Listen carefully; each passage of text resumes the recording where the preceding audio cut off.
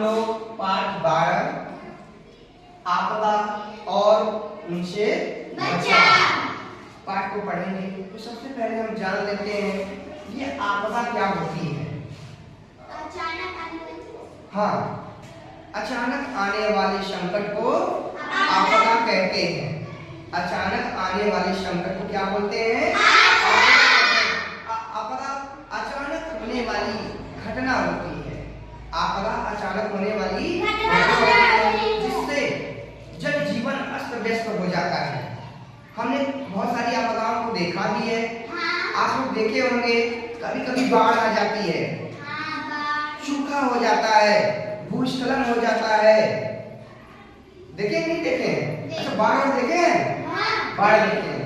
अब ये जो आपदाएं होती हैं, जैसे आपने कहा कि आपदा अचानक आने वाले संकट को आपदा कहते हैं, यही होता है। अब ये आपदाएं दो प्रकार की होती हैं। कितनी प्रकार की होती हैं? दो। लिखा भी है, आपदा दो प्रकार की होती है। पहला है प्राकृतिक आपदा और दूसरा है मानव जनित आपदा। अब हम जान लेते हैं कि प्राकृतिक आपदा किसको कहते हैं। जो प्रकृति के द्वारा उत्पन्न होती है आपदा, जो आपदा प्रकृति जन्य होती है, प्रकृति के द्वारा उत्पन्न होती है, उसे प्राकृतिक आपदा कहते हैं। जैसे बाढ़, तूफान, सूखा, भूकंप, ज्वालामुखी, भूस्खलन, बादल का फटना, आग लगना, ये सब क्या है? प्राकृतिक आपदा।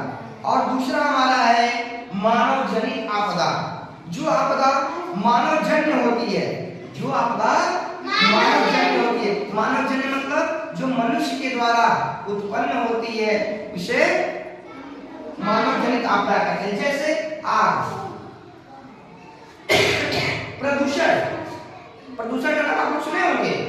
जब हमारे वायुमंडल में अवांछनीय तत्वों की मात्रा बढ़ जाती है, उसी को क्या बोलते हैं? प्रदूषण बोलते हैं। और ये प्रदूषण फैलाता कौन है? मनुष्य की प्रकृति। कौन फैलाता है? मनुष्य फैलाता है, क्योंकि ये मानव जनित आपदा है। ये मनुष्य जो है वो प्रदूषण को फैलाता है।